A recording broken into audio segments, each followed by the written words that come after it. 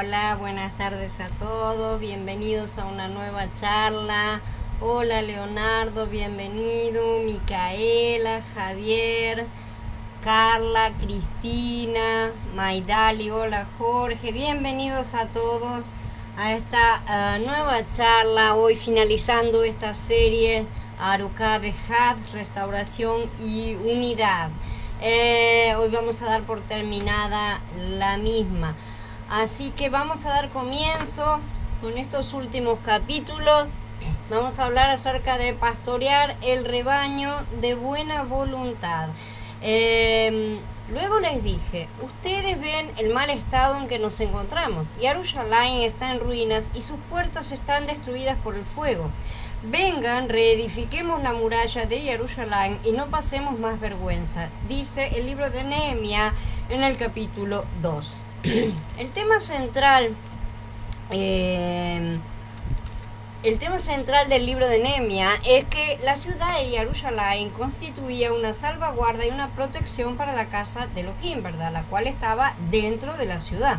Esto significa que la casa de Elohim, como su morada y su habitación sobre la tierra, requiere que su reino sea establecido como la esfera que salvaguarda sus intereses sobre esa tierra, no solamente la casa está dentro del reino, ¿no es cierto?, a fin de que su administración lleve a cabo realmente su edificación. La reedificación de la casa de Elohim tipifica el hecho de que Elohim está recobrando a la congregación de los Kadoshim que se ha degradado, ¿no es cierto? Y la reedificación del muro de la ciudad de Yarushalayim, que estuvimos viendo en todos estos últimos capítulos, tipifica el hecho de que Elohim está recobrando su reino. Tanto la edificación de la casa de Elohim como la edificación de su reino se llevan a cabo simultáneamente. Son dos esferas que se relacionan íntimamente una con la otra, pero al mismo tiempo son dos cosas diferentes. Y una depende de la otra siempre. La casa de Elohim sobre la tierra requiere que el reino de Elohim salvaguarde la casa, ¿no es cierto? Que sea una muralla a su alrededor y lleve a cabo su edificación eterna. Hola Mariel, buenas tardes. Mashiach, que es nuestra vida, ¿no es cierto?, es representado por la congregación de los Kadoshim como casa o familia de Elohim, ¿no es cierto? Sé que muchos de nosotros hemos disfrutado de Mashiach como nuestra vida, pero Mashiach no es solamente esto, es mucho más. El Berit Hadashah primero nos dice que Mashiach es nuestra vida, y ciertamente lo es, pero finalmente nos dice que Mashiach es nuestra cabeza y que nosotros somos su cuerpo. El cuerpo necesita a la cabeza y la cabeza necesita al cuerpo. No pueden estar separados. Así que Mashiach no solo es nuestra vida, sino también es nuestra cabeza. Las dos cosas pueden estar obviamente relacionadas y sin embargo son ligeramente diferentes. Si únicamente experimentamos a Mashiach, como vida nada más, pero el hecho de que Él es nuestra cabeza no es nuestra realidad, entonces únicamente podemos disfrutar de la congregación como la casa de Elohim en parte nada más, pero no vamos a conocer todavía la ciudad, ¿no es cierto? No vamos a tener el reino. Cuando nos damos cuenta de que Mashiach no es solamente nuestra vida, sino también nuestra cabeza, o sea, nuestro gobierno, ¿sí? Es quien nos gobierna, Él puede dar un segundo paso, que es su agrandamiento. Ahí comienza a crecer. Entonces la congregación de los Kadoshim no solamente será la casa, sino también la ciudad. Va a comenzar la expansión, va a comenzar la instalación del reino. La casa principalmente está relacionada con la vida, ciertamente, mientras que la ciudad se relaciona primordialmente con la cabeza, o sea, con el gobierno. En los dos últimos capítulos de las Escrituras vemos una ciudad con un trono en ella. Hola Tabita, buenas tardes. Del trono surge el río de vida con el árbol de la vida que crece en ambos lados del río. Del trono procede la vida. Sabemos lo que es la vida, pero ¿qué es el trono? Exactamente, el trono representa la autoridad, el reinado y el señorío de Mashiach, ¿no es cierto? Es fácil para nosotros darnos cuenta en nuestra experiencia de que Mashiach es nuestra vida. Es bastante fácil dentro de todo. Es la primera parte, es la primera forma en que nos damos cuenta de Él en nuestro interior. Pero no es tan sencillo experimentar a Mashiach como nuestra cabeza, o sea, nuestra autoridad. Esa es la parte más complicada. Disfrutar a Mashiach como nuestra vida es comparativamente más fácil que experimentarlo como nuestra cabeza. Hay quienes conocen un poco de Mashiach como vida, pero generalmente la mayoría desconoce completamente la autoridad de Mashiach como la cabeza, y ciertamente por eso les cuesta someterse. Muchos ni siquiera buscan someterse, otros escapan directamente como fugitivos. Una casa es mucho más fácil de conquistar que una ciudad, ¿sí? Y es más fácil penetrar en una casa que invadir una ciudad penetrando por sus muros, ¿no es cierto? Por eso las ciudades siempre tenían murallas a su alrededor. La ciudad es una salvaguarda para la casa, o sea, la casa central, ¿no es cierto? Estamos hablando de la casa de Yahweh. Siempre está rodeada de más casas, que son las casas que conforman la ciudad. No solo necesitamos el disfrute, sino que también necesitamos la autoridad. No podemos quedarnos únicamente con una parte de Mashiach. Si experimentamos a Mashiach como la cabeza, entonces el muro de la ciudad será edificado y prevaleceremos contra los enemigos. Esa es la parte más importante. Esta es la forma de resistir a los ataques de los enemigos. Los gobernadores que me precedieron pusieron una pesada carga sobre el pueblo y tomaron de ellos 40 shekels de plata después del pan y el vino. También sus criados tiranizaban al pueblo, pero yo no hice así por respeto a Elohim. También apoyé la obra de restauración de esta muralla. No compramos tierras y todos mis criados estaban juntos allí en la obra. Nehemías en el capítulo 5. Tenemos que observar que Nehemías, al desempeñar su función como gobernador en la posición de rey, ¿sí?, fue un hombre que con un corazón puro puso a reedificar el muro de Jerusalén para llevar a cabo la economía de Elohim, ¿sí? Él no fue egoísta, no actuó movido por sus propios intereses, ni tampoco dio lugar a la lujuria de la carne, ni a nada, no deseó cosas, ni nada, ¿no es cierto? Como muchos de los reyes anteriores, incluyendo David, por ejemplo. Por lo tanto, Nehemías estaba calificado para disfrutar la mejor porción, a saber, el reinado en la buena tierra que Elohim había prometido a sus elegidos. Él estaba buscando eso por encima de todos los otros intereses, inclusive los de su propia casa. En lugar de buscar sus propios intereses, justamente él alimentó a los demás con el propósito de edificar el muro. Por esta razón, por su disposición a colocar todo lo suyo para la obra de Yahweh, pudo realmente ser usado por él. Hola Jorge, hola Tabita. En su relación con el pueblo, Nehemías era realmente una persona generosa.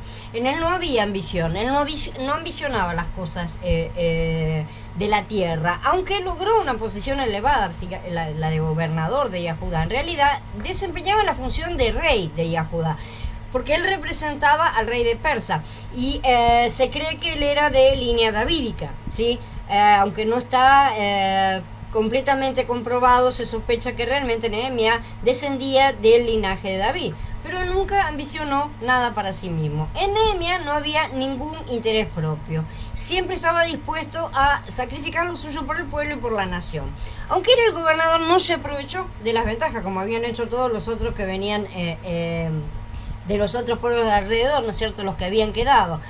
No se aprovechó para nada las ventajas de su oficio, o sea, no cobró su salario como gobernador, ¿no es cierto?, durante 12 años, porque sabía que la construcción del muro representaba una carga pesada para el pueblo que estaba regresando. En ese momento ese pueblo estaba regresando y estaba cargado, ¿no es cierto? Además estaban presionados por justamente todas esas personas que no querían que la casa se levantara. En lugar de recibir beneficios, él mismo proveyó las necesidades cotidianas de más de 150 hombres. Nehemías se encontraba siempre entre los que estaban dispuestos a luchar contra el enemigo y él mismo participó de las vigilias nocturnas, por ejemplo. O sea, no delegó estos asuntos a otros, vayan ustedes a hacer el trabajo, yo soy el gobernador, ¿no es cierto? Sino que participó él mismo de ellos. Realmente el pastor nunca va detrás de las ovejas, el pastor siempre va delante de las ovejas.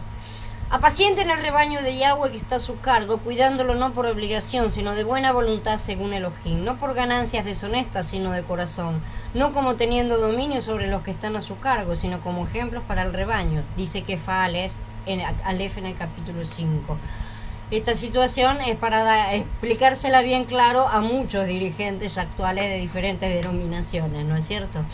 Muy otra había sido la situación con los anteriores gobernadores. Aquellos samaritanos que tanto se opusieron a la reedificación del templo y las murallas venían explotando al pueblo y robándoles, ¿no es cierto? En la pobreza en la que estaba el pueblo antes de ellos llegar y después también, ¿no es cierto? Les robaban lo poco que tenían y no daban nada a cambio porque ni siquiera estaban edificando. A ellos no les interesaba la edificación, les interesaba robar, ¿no es cierto? Como buen político. Esta es siempre la diferencia entre los falsos pastores y los enviados de Yahweh. Y es bueno que el pueblo aprenda a discernirlos por estas cosas simples. Los malos sacan y no dan nada, mientras que los buenos dan de todo lo que tienen, ¿sí? No traten a unos como si fueran los otros. No podemos meterlos en la misma bolsa, ¿no es cierto? Porque así como hay buenos y malos pastores, porque también hay buenos, también hay buenas y malas ovejas. No nos olvidemos de eso también. Ahí también alrededor, no todos eran pastores, había muchas ovejas también. Los malos pastores siempre robarán. Es una cuestión, ¿no es cierto?, de su genética. Las malas ovejas siempre encontrarán excusas para ser rebeldes. Pero los buenos pastores siempre colocan el interés de Yahweh, que es su pueblo, del cual ellos mismos forman parte, ¿sí?, por encima del resto de las cosas. Y las buenas ovejas saben distinguir la diferencia y hacer su parte. Entonces Yahshua los llamó y les dijo: ustedes saben que los gobernantes de los gentiles se adueñan de ellos, y los grandes ejercen autoridad sobre ellos, pero entre ustedes no será así. Por el contrario, el que quiera ser grande entre ustedes debe hacerse servidor de los demás, y el que anhele ser el primero entre ustedes debe hacerse servidor de ustedes. Matías, en el capítulo 20. Les rogamos, hermanos, que reconozcan a los que entre ustedes trabajan, que los presiden en el maestro y que les dan instrucción. Ténganlos en alta estima con amor a causa de su obra. Vivan en paz unos con otros. Tesalonicenses, en Aleph, en el capítulo 5. Entre los hijos de Elohim en la edificación actual no hay un liderazgo en el sentido natural, ¿sí? Estamos hablando de la novia. No existe entre los apóstoles un líder oficial y permanente designado con cierto arreglo organizacional, ¿sí? Esas cosas que tanto institucionalizan todo y lo dejan muerto. Lo mismo se aplica a los ancianos de una congregación, a los ministros. Pónganles el nombre que quieran, ¿tá? Tanto da, porque los nombres que fueron dados antiguamente, hoy tal vez a nuestros oídos en muchos casos tienen connotaciones bastante desagradables, ¿no es cierto? Porque los han mal utilizado, los han mal aplicado, y sin embargo son simplemente cargos, ¿no es cierto? Descripciones de funciones que algunos han recibido para cumplir su ministerio en la novia. Hola Libertad, hola Jesús, buenas tardes, bienvenidos. Entonces, la novia no tiene una organización jerárquica, aunque sí tiene niveles y ámbitos diferentes, como un cuerpo, ¿sí? Simplemente, esto depende del crecimiento personal de cada miembro, eso en cuanto al nivel, ¿no es cierto? No es lo mismo alguien que recién empieza el camino que alguien que ya camina un poco, que otro que camina más. O sea, hay diferentes niveles en cuanto al desarrollo de cada piedra. Y también depende de los dones que cada uno recibe, que eso viene del Padre, ya sabemos, él es el que los reparte. Y eso es en cuanto al ámbito en el que cada uno desempeña su función, la función para la cual él nos designa. Además, todas las congregaciones de los Kadoshim están en el mismo nivel realmente. No hay una congregación más importante, no, la tuya es más grande, la tuya es más importante, para nada. No tiene nada que ver eso. No existe una organización que las unifique tampoco.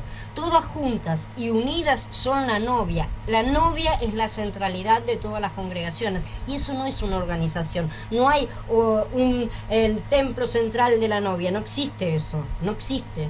De la misma manera, todas las regiones, distritos, áreas de la obra, todas las partes, ¿no es cierto?, están al mismo nivel jerárquicamente hablando, ¿no es cierto? O sea, no hay una más importante que la otra. Aunque puede haber congregaciones más maduras que otras, es bastante lógico, ¿sí? Porque no todos somos iguales, no todos avanzamos iguales, no todos llegamos al mismo tiempo, ¿sí? Aún así, las más maduras no son tampoco más importantes que las nuevas. No son, no, ellos son más espirituales, tampoco. ¿Sí? Al contrario, como él dijo, si uno tiene más, debe ayudar más a los que menos tienen, ¿no es cierto? Entonces bien, hay que hacerse servidor de los otros. Por lo tanto, todos los apóstoles, todas las congregaciones de Kadoshim locales, todos los ministros, todo lo que... nombres que quieran ponerles, ¿no es cierto? Todas las regiones de la obra, todos los que trabajan, todos los que ministran en esta obra están en el mismo nivel, todos los creyentes están en el mismo nivel, ¿sí? No existe ninguna organización ni jerarquía, ni hay un líder oficial y permanente.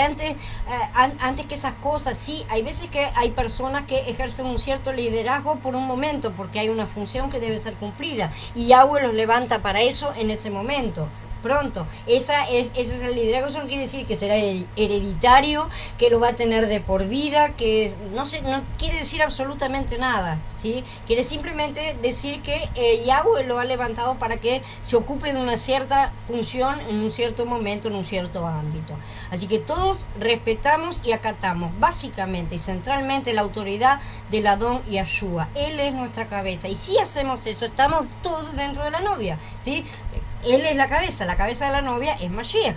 Si vemos esto, vamos a poder hablar bien la palabra de la verdad en cuanto al liderazgo entre el pueblo de Elohim hoy en día, ¿sí? La vamos a poder aplicar correctamente.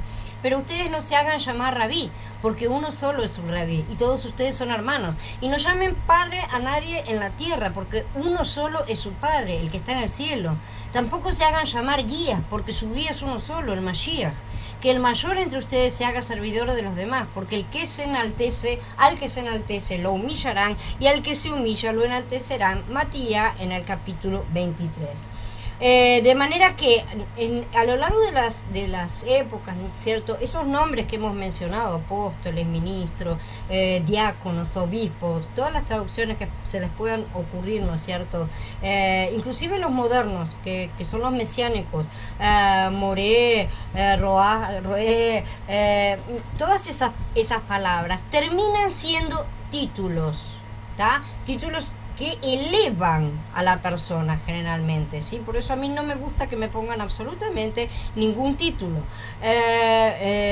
para nada, no me gusta lo más mínimo, ese tipo. Pero sin embargo tenemos que ver que ese tipo de palabras no es un título, simplemente describe la función que está realizando esa persona, ¿sí? Un apóstol es un enviado, punto, no es tengo una carterita mucho más grande que la tuya, mi sello es mayor, ¿no es cierto? No tiene nada que ver ni con la posición, ni con el nivel, ni nada, al contrario, tiene que ver, es un indicador de la función que esa persona está cumpliendo dentro del cuerpo, nada más que eso. Así que si se le da más importancia a esas cosas es porque la carne está demasiado suelta. El significado de liderazgo en las escrituras es totalmente diferente de nuestro concepto natural y obviamente completamente diferente del sistema, que es el que maneja estas bases, ¿no es cierto? Lo que el Adón dijo al respecto de Matías 20 y 23 echa por tierra todo lo que los seres humanos piensan en cuanto al liderazgo, porque él les dio vuelta a la tortilla literalmente. Según el concepto natural y humano, un líder está en una posición más elevada que los demás, y es lo que nosotros hacemos normalmente con nuestros presidentes, siendo que son funcionarios públicos que son elegidos para representarnos y por lo tanto en el fondo son nuestros servidores. Les debemos respeto, pero ellos también nos lo deben a nosotros. Son nuestros funcionarios públicos. Pero no lo tenemos de esa manera. Nos parece que el presidente es el rey. Una cosa así tenemos en la cabeza. Y de la misma manera aplicamos a cualquier otro título que como ya vemos no son títulos, pero son aplicados, terminan siendo aplicados de esa forma, y lo que pretenden es elevar la categoría de una persona en un aspecto que no corresponde. En estos capítulos realmente que hemos mencionado de Matías, el Adón dice que quien desee hacerse grande entre su pueblo debe ser un siervo, lo último, ¿sí? Ahí abajo, tiene que estar sirviendo a los demás. Así que el concepto que Mashiach presenta en cuanto al liderazgo es opuesto al concepto natural, completamente. Ciertamente es necesario que haya líderes entre los hijos del Adón hoy en día, ciertamente es necesario. No se puede, la anarquía tampoco es una cosa de Yahweh. Y representar al Padre es también ejercer la función de quien cuida a los demás, ¿no es cierto? Sin embargo, ellos deben entender que en la edificación neotestamentaria de Elohim, o sea, a partir del Berit Hadashat, ser un líder implica ser un servidor. Ahí ya van a irse muchos, la mitad ya se fue, ¿sí? El que quiera ser un líder entre los hijos de Yahweh tiene que ser un siervo. En las escrituras, el liderazgo implica servicio. Si alguien es verdaderamente un siervo entre el pueblo de Yahweh, debe estar dispuesto a limpiar los inodoros, dar enseñanzas, aspirar la alfombra, a ayudar, visitar a los enfermos y a los presos, escuchar, aconsejar, o sea, mil cosas, que son muchísimas las cosas, hay tanto trabajo para hacer. En otras palabras, el mayor debe siempre estar dispuesto a servir al menor, ¿sí? ¿Para qué? Para que ese menor crezca. Lo cual no implica que el menor deba abusar de estas cosas tampoco, ¿no es cierto? Los menores de hoy serán los mayores de mañana, así que mejor no hacer lo que uno no quiere recibir. La disposición debe ser siempre la de aceptar consejos y enseñanzas, verificando siempre las escrituras, que esa es responsabilidad de cada uno de nosotros, y disponernos a ayudar en lo que sea necesario, ¿sí? No en lo que a mí me gusta. Cuando una persona llega y dice, yo quiero ayudar, y dice, bueno, así está, no, eso no quiero. Eso no es ayudar, ¿tá? Cuando uno dice quiero ayudar, está dispuesto a hacer lo que le pidan, ¿no es cierto? O sea, lo que se necesita, no lo que a uno le gusta, porque entonces no está dispuesto a ayudar, está dispuesto a mostrarse a sí mismo, nada más. Esas son las actitudes que tenemos que dejar de lado, esas son cosas de la carne. Así que no es lo que nos guste y nos vaya bien, sino lo que la obra necesite. Es a eso que debemos disponernos. A veces pueden ser cosas materiales, pero otras pueden ser tiempo, pueden ser acompañar personas, puede ser trabajo físico, puede ser difusión, puede ser salir a predicar. Hay millones de cosas, ¿no es cierto? De manera que no pasa solamente por 2 o 3 ideas que podamos tener. Lo importante es que antes de ponernos a hacer alguna cosa para la obra, oremos al Rúa, ¿sí? Y preguntemos a los mayores qué es necesario hacer. Porque esa es la otra cosa. Los jóvenes también siempre tenemos la tendencia, cuando somos jóvenes, de salir corriendo, ¿no es cierto? Es el entusiasmo inicial, pero el joven no está preparado para muchísimas cosas. Entonces sí, ciertamente hay muchas que puede hacer, pero normalmente agarra las que no puede. Entonces, en ese sentido hay que disponerse bajo la disciplina del Rúa. Entonces, si se hace esto, si se lo consulta, él confirmará si lo que dicen es lo correcto y estaremos trabajando en unidad. Esa es la unidad que es necesario. No se puede tampoco que cada uno decida por sí mismo hacer unas tareas porque esas me salen fácil, ¿no? Eso sería completamente almático y no serviría ni para la obra, ni para los demás, ni para el crecimiento de la persona tampoco. Sería muy diferente en esto de la perspectiva mundana en cuanto al liderazgo, ¿no es cierto? No tiene nada que ver. En la restauración no necesitamos contratar a una persona para que haga la limpieza, por ejemplo, cuando vemos la necesidad de limpiar. Nosotros vemos que así, ¿no es cierto? Vamos a suponer que tenemos una reunión de verdad, ¿no es cierto? Que algún día cada uno va a tener las suyas en sus casas. Hay que limpiarnos. Bueno, vamos a contratar a alguien para que limpie. ¿Cómo vamos a contratar a alguien? No somos hermanos. Entonces somos miembros de una misma familia. Nosotros trabajamos juntos. Esa es la cosa, ¿no es cierto? Cuando digo limpieza me refiero a qué cosa sea necesaria realizar, lo que sea, porque puede ser muchísimas cosas y no solo limpieza, barrer físicamente, para el crecimiento de la obra y la edificación de la novia. Así que tenemos que dejar de lado nuestro concepto natural en cuanto al liderazgo y regresar a la palabra pura. En la edificación actual de Elohim, el liderazgo entre sus hijos no es una designación oficial ni permanente, ya lo hemos dicho, ni tampoco es un nombramiento que pertenece a una organización humana o un orden jerárquico, o sea que todos tus títulos de seminario no sirven para nada ni avalan absolutamente nada. Hola Iti, buenas tardes. Al contrario, el liderazgo depende de la capacidad espiritual, ¿sí? Algo que los seminarios no gradúan. Aquel que posee mayor capacidad es quien toma la delantera para servir a los demás. Ahí ya la mitad quedó parada otra vez, ¿sí? Ahí ya habían levantado mucho, ¿no es cierto? Que dijera, yo tomo la delantera porque soy muy espiritual, y la frenada total, porque es para eso siempre, es para el servicio. Cuando uno dice estas cosas, ¿no es cierto? Se ve del otro lado quiénes son los que realmente tienen el Ruach, porque el Ruach nos predispone al servicio. Ese es el espíritu de Mashiach en nosotros. En cierto momento es posible que un hermano tenga una capacidad, esa misma capacidad, ¿no es cierto? Esa capacidad de ser líder en una determinada situación para servir a los hermanos. En otro momento tal vez la tenga otro, ¿sí? Dentro de un mismo grupo inclusive. No es necesario que sea siempre la misma persona en todas las mismas cosas. Lo que es que no sea un cliché, que no sea listo. Él habló la primera vez, ¿no es cierto? Habló la segunda vez, tiene facilidad de palabra, listo, él habla. No es así. No se trata de eso. Él es el hablador, él es el predicador, ¿no es cierto? No, aquel es el que tiene facilidad para hacer la otra cosa y entonces, listo, ya le pusimos el título, ¿no? Le ponemos un cartelito y ya está clasificado. Nosotros tenemos esa tendencia natural, pero el cuerpo es un organismo vivo y no tenemos ese tipo de etiquetado.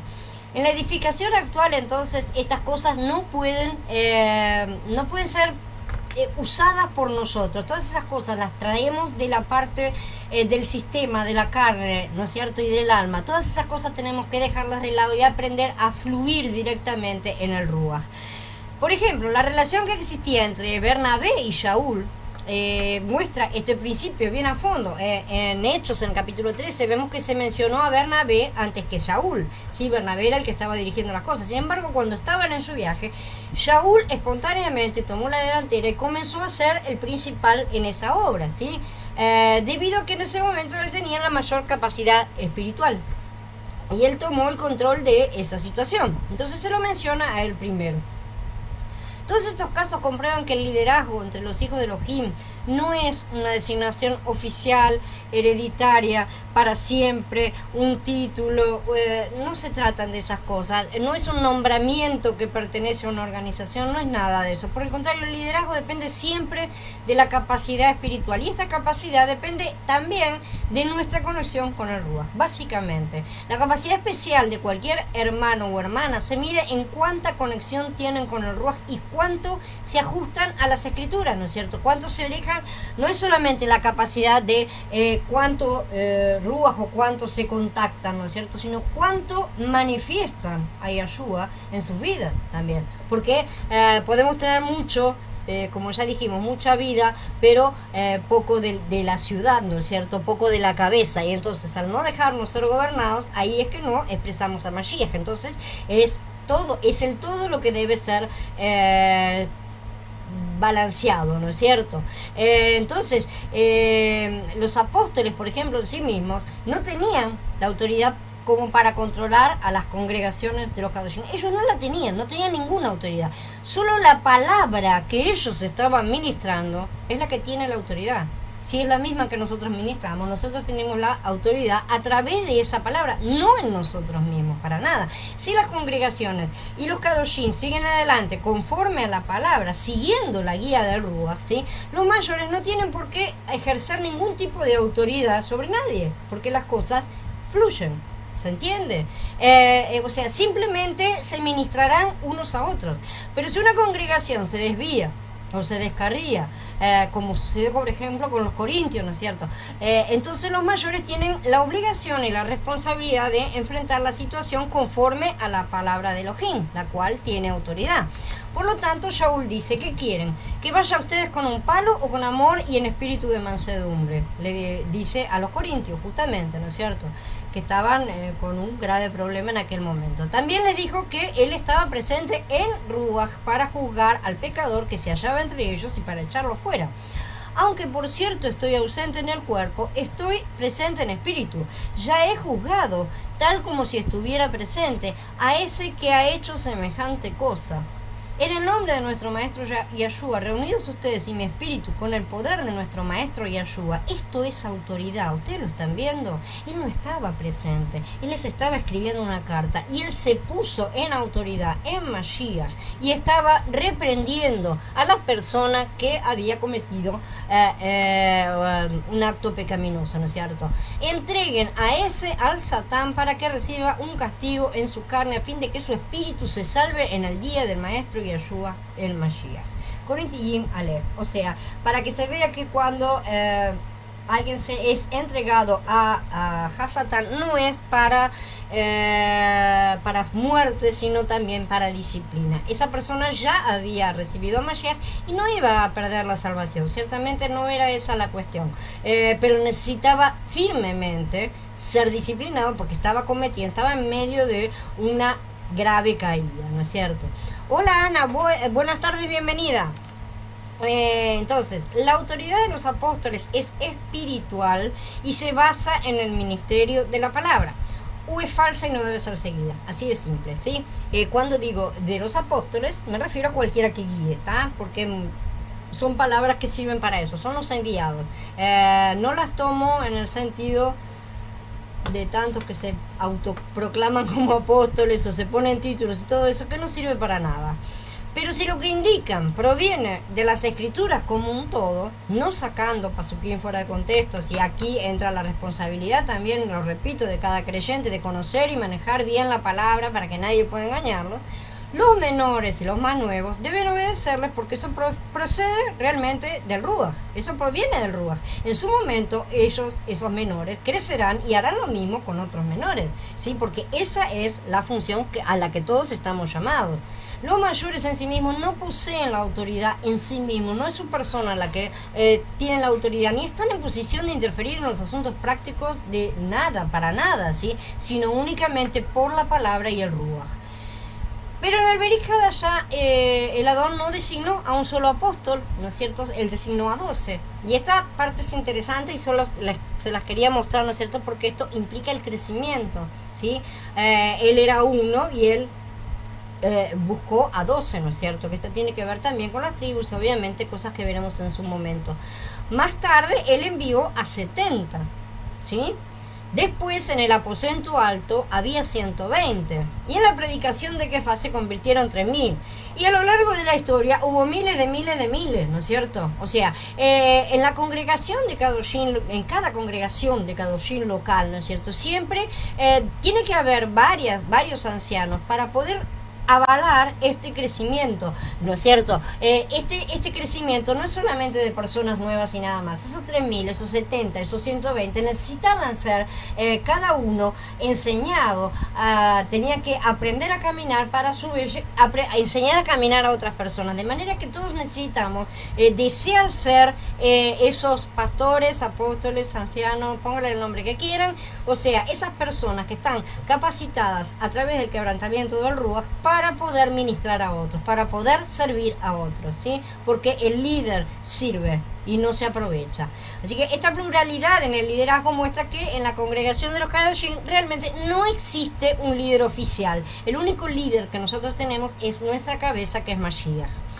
Todos hoy hemos sido nombrados reyes y sacerdotes de una nueva orden, ¿no es cierto? Y si bien aún no ha sido inaugurado plenamente su funcionamiento, y lo será cuando Mashiach regrese, ciertamente debemos comenzar a disciplinarnos y a prepararnos para ejercer el cargo. Es para eso que estamos siendo disciplinados en la actualidad, ¿sí? O seremos dejados fuera de eso, ¿no es cierto? Al que enterró el talento fue dejado fuera. Por eso se nos dice que más bendecido es dar que recibir. Dice hecho, ¿no es cierto? Porque nada puede ser edificado si no aprendemos primero a servirnos unos a otros. Hola Andrés, buenas tardes. Hola Eric. Hola Belkis. Quiero compartir con ustedes ahora una pequeña peliculita, es cortita. Quiero que la veamos.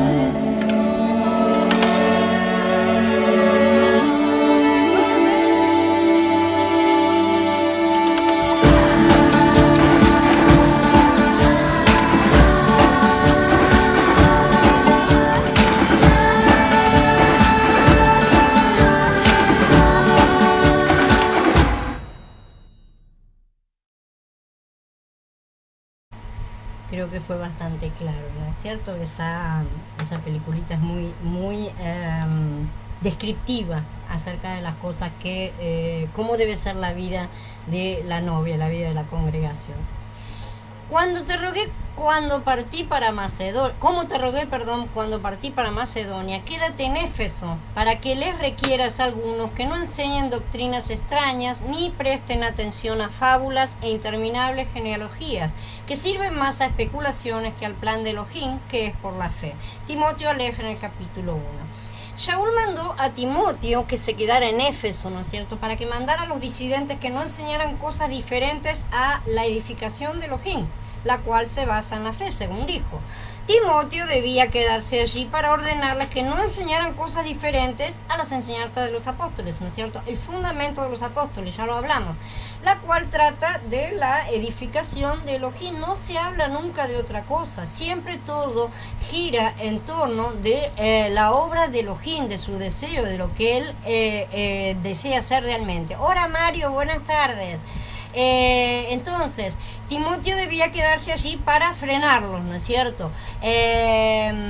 Esta obra representa a Elohim impartiéndose a sí mismo en su pueblo elegido y redimido, a fin de que Mashiach tenga un cuerpo para expresarse, ¿no es cierto?, que es su novia, para que Yahweh tenga también su expresión completa y eterna en la Nueva Jerusalén.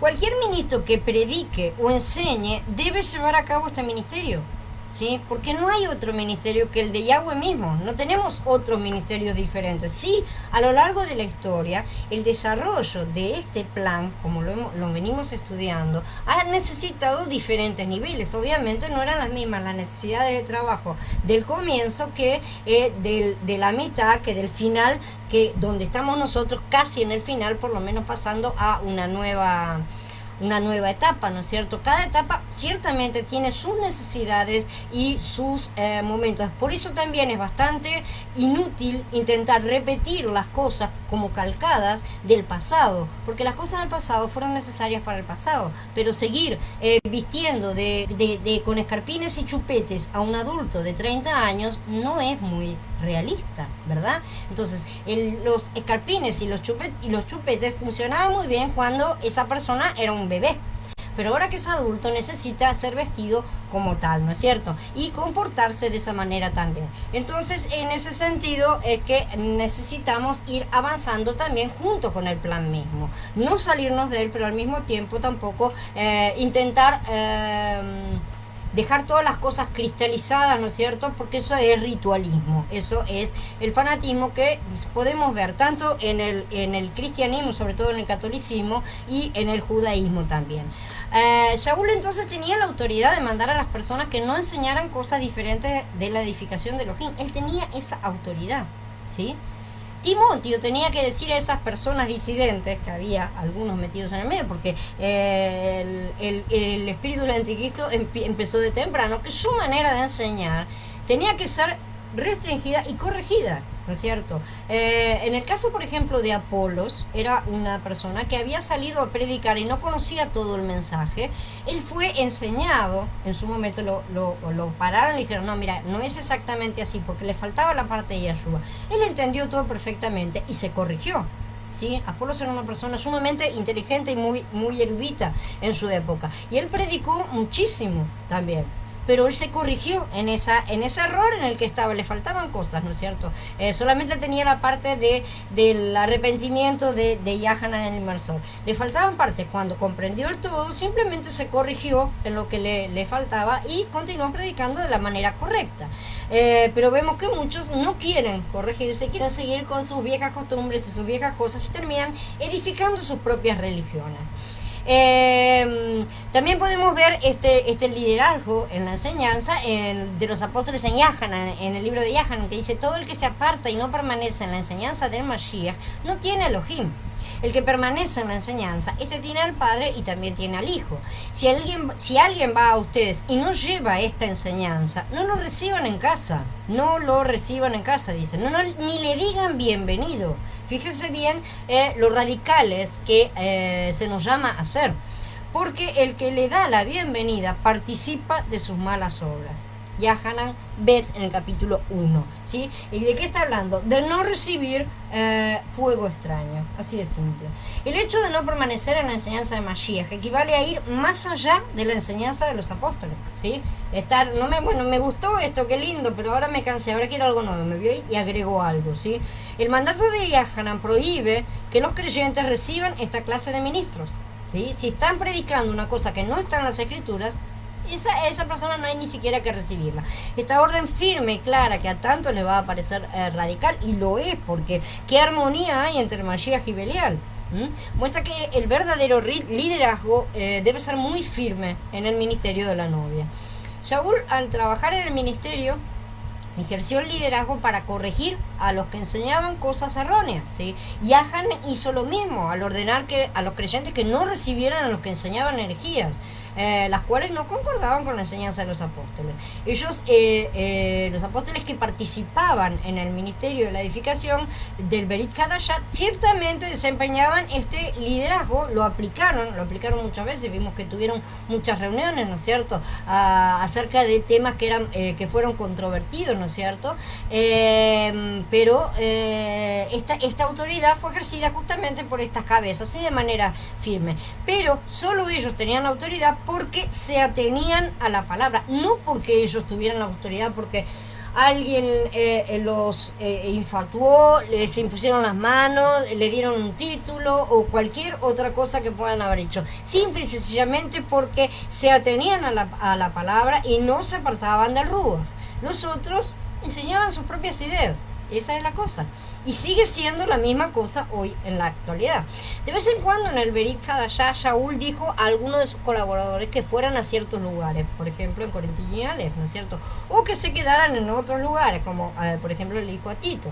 Pero en términos básicos, el liderazgo se ejerce con respecto a las acciones de los ministros. Nadie debe ejercer control sobre la obra del Adón. Nadie puede estar controlándola por completo. O sea, no se debe ejercer restricciones en las acciones de los obreros, pero si alguien se levanta para enseñar algo diferente, ahí sí ya es otra cosa, ¿no es cierto? De la enseñanza de los apóstoles, los líderes ahí deben levantarse, las ovejas mismas deben levantarse prestando atención, ¿no es cierto? Para prohibirle a tal persona que enseñe algo diferente. Eso fue lo que hicieron los mismos apóstoles en el comienzo, de manera que este tipo de cosas no es decir, ay, no me dejas libertad y no sé, cosas por el estilo que son tan propias de nuestra sociedad actual, ¿no es cierto? Atenerse a la palabra, esa es la base.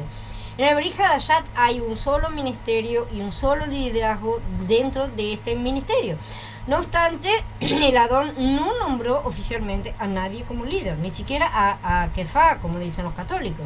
La primera parte de Hechos no muestra que Kefá tomara la delantera entre los apóstoles para nada. Vemos a los otros apóstoles también hablando cada uno en su momento. Si bien él tenía una cierta preeminencia, porque su carácter era así, ¿no es cierto? El Adón Yahshua no lo nombró como líder oficial, ¿sí? El liderazgo era algo que se producía y se produce espontáneamente en la vida, no por la capacidad natural de una persona, sino porque el Ruach nos lleva a hacer determinadas cosas. Si él no dirige a la persona a hacer, a hablar, a lo que sea, todo lo que puede hacer esa persona va a ser natural y no va a tener vida, ¿no es cierto? Para que Fa llegara a ser el líder en el cual se convirtió a partir de Hechos, después de todas las que se mandó, ¿sí? Porque se mandó unas cuantas, primero fue durísimamente quebrantado y restaurado. Hay que pasar por eso primero, ¿sí? Es bueno que lo recuerden los que ansían el poder, ¿no es cierto?, y el liderazgo. El líder siempre es aquel que paga el precio más alto y sube al monte, y eso según su llamado, porque tampoco es por la fuerza y voluntad propia. No es que se esfuercen, ¿no es cierto?, que nos esforcemos para eso. Kefá podía ser el líder entre sus hermanos porque había sido madurado, no él se disciplinó, no él se quebrantó, no él amadureció, no, lo maduraron, lo disciplinaron.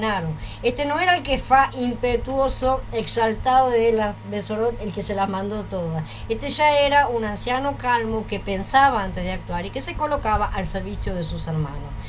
El liderazgo se forma mediante el crecimiento en la vida divina y surge debido a la necesidad. ¿sí? Surge una necesidad en el ministerio y en ese momento Yahweh levanta a uno, a varios, para resolver esa necesidad. Si no existe la necesidad, no se va a manifestar ningún liderazgo. Así de simple. Las circunstancias forman y constituyen el liderazgo, porque estas cosas provienen del Ruach. Hay un solo liderazgo, ya que hay un solo ministerio, una sola novia, una única cabeza y un único Yahweh. De manera que cosas extrañas no pueden florecer en ese lugar. Este único liderazgo tiene como fin guardar la unidad del Ruach por el bien del cuerpo del Mashiach, como dice en Efesíes en el capítulo 4. El cristianismo de hoy está dividido porque hay demasiados líderes, ¿sí? Cada líder tiene un grupo que conforma la esfera de su liderazgo y esa esfera se constituye en una división, ¿sí? Por eso si el liderazgo no se aplica ni se entiende correctamente, se va a producir siempre la división. Esa es una de las consecuencias de un mal liderazgo, de aplicarlo erradamente. El Brit Hadashah nos muestra que la autoridad que Elohim ha delegado a los líderes que sirven en el ministerio es una autoridad delegada como la que existe en una familia, ¿sí? Y como existe en el gobierno humano también.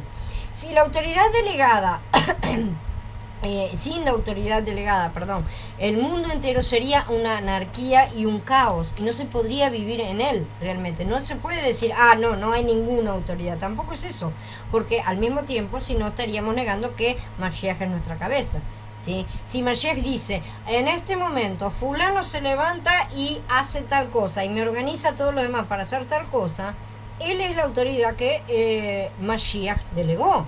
Hay que asumir lo que Mashiach dijo, hay que obedecer. No vamos a decir, no, pero siempre dijimos que no había. No es así.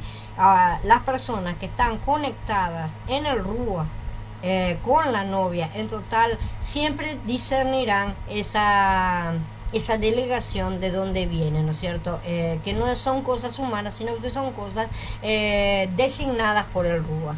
Entonces, sin esta autoridad, realmente el mundo sería una anarquía, si no se podría vivir en él. Hoy en la restauración está realmente soplando un viento de enseñanza que dice que en la congregación de los Hadoshim no hay autoridad delegada, y como hemos visto, en parte es correcto, pero en parte no. No podemos negar todo tampoco. Rebelarse contra esta autoridad determinada por el Ruach es como la rebelión de Korah. ¿Sí? El verdadero líder que es levantado por el Ruach es una persona que normalmente no desea ser líder, no desea mandar, pero sí sabe que debe evitar el caos y eliminar las malas doctrinas y los falsos pastores. El verdadero líder no ordena a los demás lo que deben pensar, hacer o decir, ¿sí? Ya que para eso están las escrituras, ¿sí? Las escrituras son el camino. Las escrituras son lo que muestran lo que las personas deben hacer, decir o pensar. Y si enseña contrario a ellas, las ovejas tienen que darse cuenta, tienen que estar capacitadas, tienen que estar todo el tiempo capacitándose para darse cuenta. Pero también es feroz y es celoso por la obra del Eterno y jamás va a permitir que entren doctrinas de demonio en la congregación. Antes los traspasará con una lanza como Pinjas Fineas en Bamidbar capítulo 25, números 25. La autoridad que Elohim ha delegado a los que llevan la delantera en el ministerio tiene como fin que ellos edifiquen y no derriben, ¿sí? Por lo tanto, les escribo esto estando ausente para que cuando esté presente no emplee con rigor la autoridad que el maestro me ha dado para edificación y no para destrucción. Corinthians Bet capítulo 13. Shaul tenía autoridad no para destruir o derribar, sino para edificar realmente. La autoridad delegada de Elohim radicaba en la enseñanza de los que llevaban la delantera. Por eso les he enviado a Timoteo, quien es mi hijo amado y fiel en el maestro, el cual les recordará mi proceder en Mashiach y Yeshua, tal como lo enseño por todas partes en todas las comunidades. Tenían la misma enseñanza en todas partes. Pues algunos se han engreído como si yo nunca hubiera de ir a ustedes. Pero iré pronto a ustedes si Yahweh quiere, y llegaré a conocer ya no las palabras de aquellos inflados, sino su poder. Porque el reino de Elohim no consiste en palabras, sino en poder.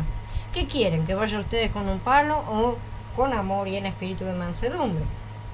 Solamente que viva cada uno como el maestro le asignó, y tal como era cuando Elohim lo llamó, así ordeno en todas las comunidades. Corinthians también.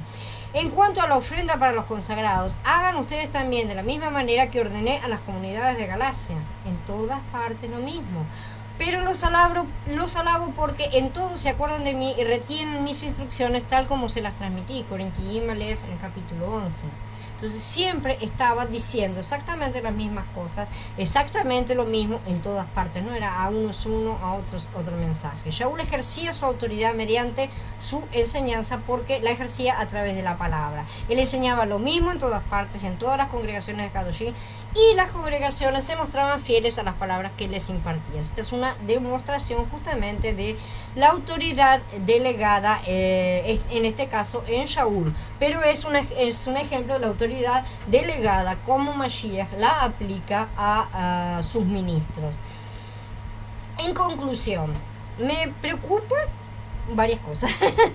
Que los hermanos y hermanas que nacieron de nuevo hayan recibido en su momento, o sea, en su mayoría dentro del cristianismo, porque casi todos los que estamos acá venimos del cristianismo, hayan recibido ayuda principalmente en lo que concierne a la seguridad de su salvación, y después unas cuantas ideas acerca de cómo llegar a ser personas buenas, piadosas, morales, espirituales, supuestamente vencedoras, ¿no es cierto? Después, cuando el Ruach los despertó y los llevó al movimiento de restauración, ¿no es cierto?, los sacó, en su mayoría se enfocaron lamentablemente en ritos y en formas, porque son la parte visible más rápida que todos vemos, ¿no es cierto? Todos vimos primero esas formas, ¿no es cierto? Pero escasamente se han molestado muchos, y estoy hablando de mayorías, no de personas individuales, ¿sí?, en descubrir cómo la esencia interna, el contenido de esas formas reflejaba hoy la luz de su emisor, que es Yahshua HaMashiach. O sea, han salido de unas sombras para caer en otras sombras, y eso es lo que vemos en la confusión actual. Se ha salido de una confusión para caer en otra, nada más, no se ha salido completamente de la confusión, y es a eso a lo que nosotros necesitamos apuntar para resolver estas cosas. Al mismo tiempo, no creo que muchos de los que están en la restauración del Ruach hayan visto claramente todavía en completitud la edificación de Elohim, ¿sí?, que consiste en impartir Mashiach en sus elegidos para que lleguemos a ser primero el cuerpo de Mashiach, que lo expresa él, después la novia, ¿no es cierto?, de Mashiach, que es igual a él y que cumple la edificación de Elohim. Todas estas cosas tal vez se hablen, pero no se vivencian, no se viven en la vida práctica, y eso es algo que está faltando. Esa es esa pequeña cosa que muchos les ha molestado no encontrar en las denominaciones. El propósito y la meta que percibo en todos estos mensajes es ayudarlos a ir más allá de meramente esforzarse por ser personas espirituales o de entrar en la esfera de los que han visto el deseo de Yahweh de ser buenos y nada más, eso no alcanza para nada, ¿no es cierto? Necesitamos ir más allá de estas cosas, necesitamos ser colaboradores de Yahweh en su obra y parte de la misma al mismo tiempo. Yahweh, en conformidad con su administración divina, que es su edificación, ¿no es cierto?, desea obtener la novia, la congregación apropiada según el significado bíblico. Es para eso que trabaja. La finalidad de todas estas cosas es la nueva Jerusalén allá al final. No hay otra cosa. Ese es el plan a través de todas las...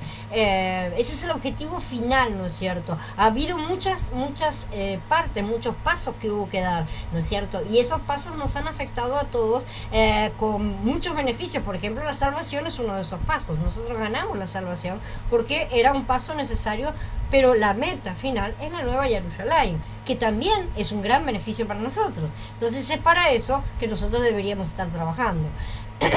La cristiandad y el judaísmo hoy no son sino sistemas conformados por diversas organizaciones realmente, pero la congregación que es revelada en las escrituras es una entidad absolutamente orgánica y llena de Mashiach como su vida. Es una cosa viva, es un organismo vivo, si no es una institución muerta. Es una cosa que está llena de Elohim, llena del Ruach, a fin de ser constituida de la vida y naturaleza de Yahweh para reunirnos a todos como un solo Ruach. Esta es la edificación que él lleva a cabo por medio de su impartición en las piedras vivas.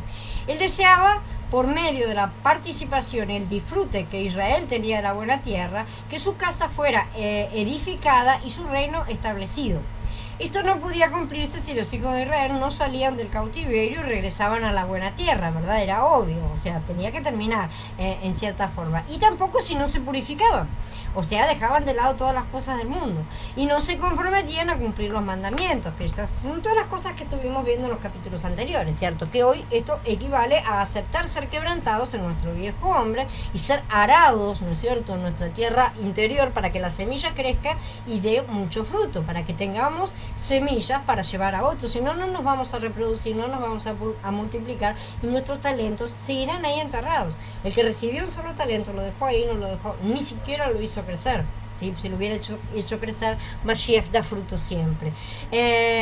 Entonces, necesitamos ser arados realmente para tener mucha semilla y necesitamos dejar de ocuparnos de los intereses propios, como lo hicieron aquellos antiguos antepasados nuestros, para poner en primer lugar la edificación de la casa de Yahweh. Edificar nuestra casa equivale a cuidar únicamente de nuestra edificación personal y tal vez hablar un poco con otras personas. Eso en cierta medida, hasta cierto punto, es necesario, ciertamente. Pero sin la unión de los Kadoshim, la novia no crece.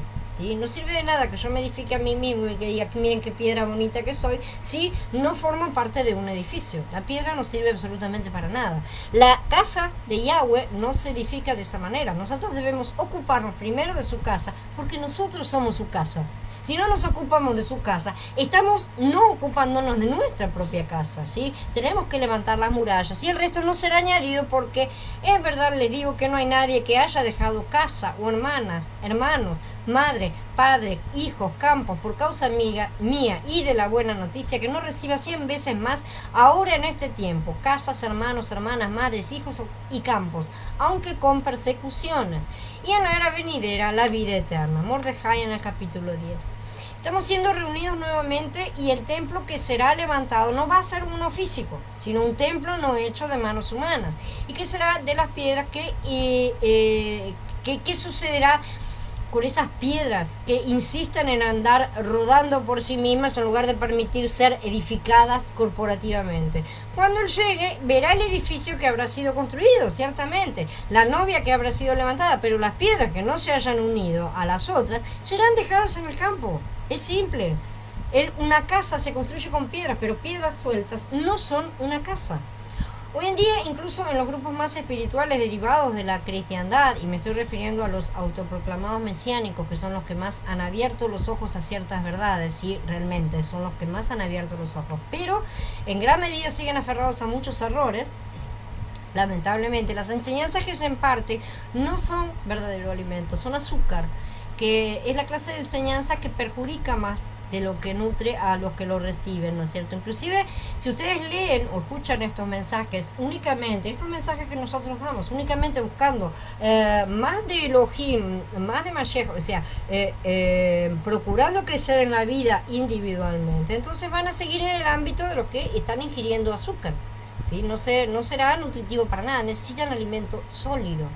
Mientras que la leche para los niños, el alimento sólido, sabemos que para los adultos, como dice Ibrín. Entre los millones de creyentes hoy, ¿cuántos siguen siendo niños? Siempre me llamó la atención que el grupo especial de los que siguen al Cordero a todas partes sean escasísimos 144.000. Es un número muy tan contado, ¿no es cierto? Eso no es ni la 10ª parte de los que salieron de Egipto. Ni la 10ª parte siquiera.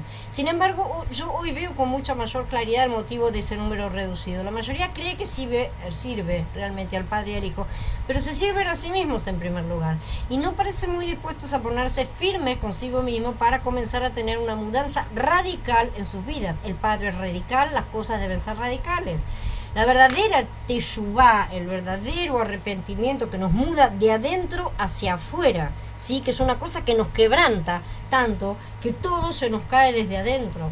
Sin ese primer paso esencial de colocar a Yahweh por encima de todas las cosas, todas, incluyendo casas, trabajos, intereses, familias, nosotros, todo, simplemente no alcanzaremos las bendiciones prometidas, que no son premios, ¿sí? Sino la simple consecuencia directa de hacer esto.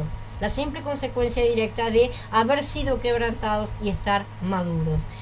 No se trata de vamos a ganar un premio, ¿sí? dejamos ser quebrantados. Si somos quebrantados, Mashiach va a crecer.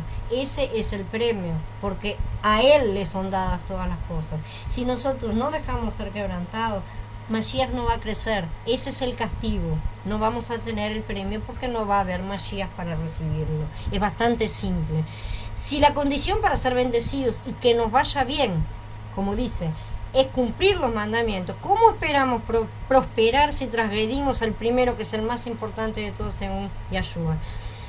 Debemos unirnos y seguir la conducción del Ruach. Debemos respetar sus directivas, permitiendo ser quebrantados y labrados. Esa parte es dolorosa, yo lo reconozco, pero es indispensable.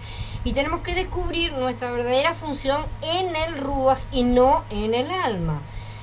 Para crecimiento personal y de la novia, corporativo, ¿no es cierto? Porque no hemos sido llamados para ser salvos y obtener beneficios, sino que fuimos llamados para cumplir la voluntad eterna del Padre y convertirnos en lo que Él determinó desde un principio, ser vasos para el tesoro que contenemos y que ese tesoro no quede en la semilla y nada más. Somos vasos de barro, en el vaso debe crecer una hermosa planta, ¿no es cierto? Y no tener una semilla ahí guardada que no crece. La salvación es un paso necesario, ciertamente. Las bendiciones son las consecuencias directas de seguir sus órdenes. Y esto es exactamente lo contrario de la rebeldía de pretender manejarnos por nosotros mismos, como hicieron nuestros padres.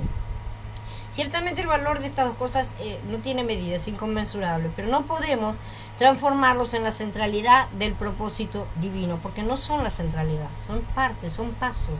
Ese propósito está mucho más allá de simplemente salvarnos y prosperarnos, ¿sí? Este propósito incluye convertirnos en reyes y sacerdotes del Altísimo, mucho más grande de lo que estamos viendo hoy, gobernando la tierra y ministrando Yahweh a todos. ¿Y cómo haremos eso si no dejamos crecer a Mashiach en nosotros? ¿Quién gobernará nuestras almas? No da. Ese debe ser nuestro objetivo, nuestro único objetivo, porque es el objetivo del Padre, disponernos en sus manos del alfarero para ser moldeados y edificados. El resto de las cosas de la vida no serán añadidas cuando coloquemos sus cosas en el primer lugar.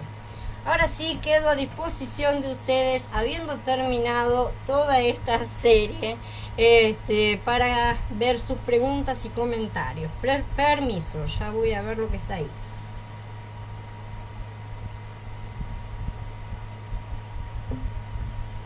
A ver, dice Carla.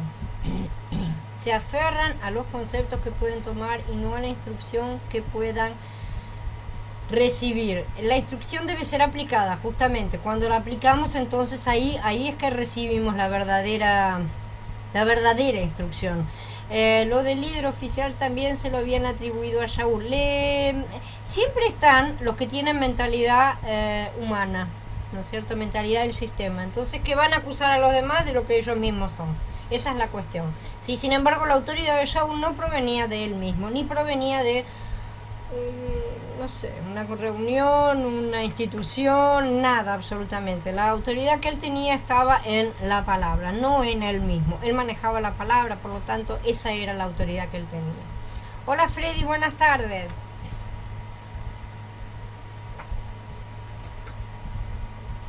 ¿Alguien tiene preguntas, comentarios? Disposición de comenzar a ser quebrantados, edificados a fondo para hacer este trabajo maravilloso. Él está levantando hoy a las piedras que escuchan. Y no es un camino fácil, pero los beneficios son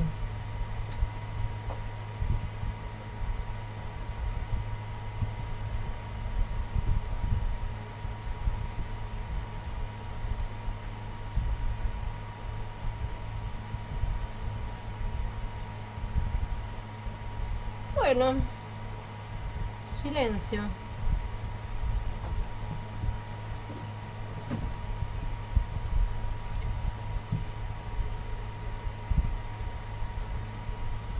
Les informo que esta serie está terminando hoy, ¿no es cierto? De manera que ya queda encerrada. El jueves no, el miércoles, que sería día de estas series, no vamos a tener charla.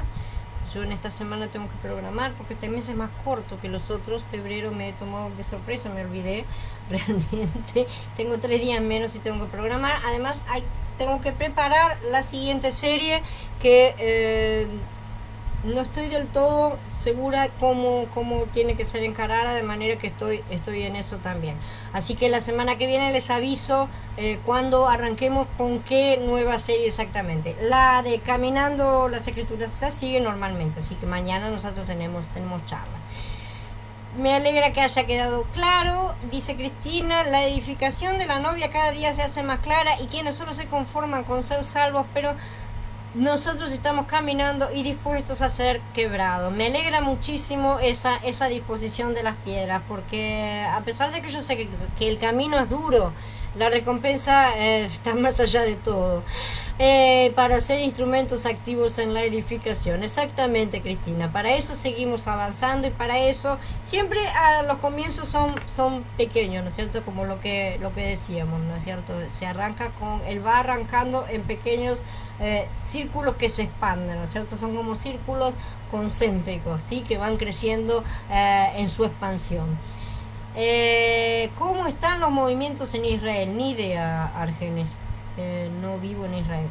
No tengo la menor idea y no sé de qué movimientos me estás hablando específicamente, si políticos o qué tipo de movimiento, no sé exactamente tampoco a qué se refiere tu pregunta exactamente.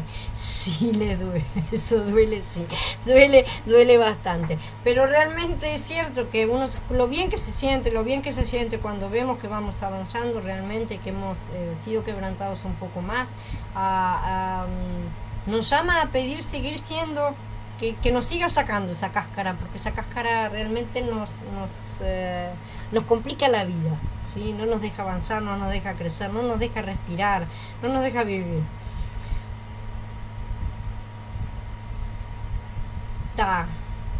Sí, vi que llegaste ahora. La charla esta ya terminó, pero no sigo sin entender lo que estás preguntando acerca de los movimientos de Israel exactamente. No sé cuál es la pregunta exacta.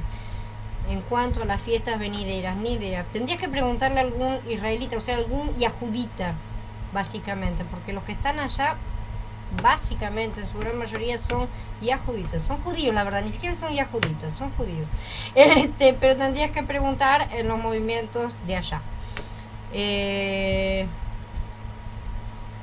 Las fiestas acá son diferentes. Ya lo vamos a ver. No está restaurado el calendario. Hay muchos problemas a ese respecto.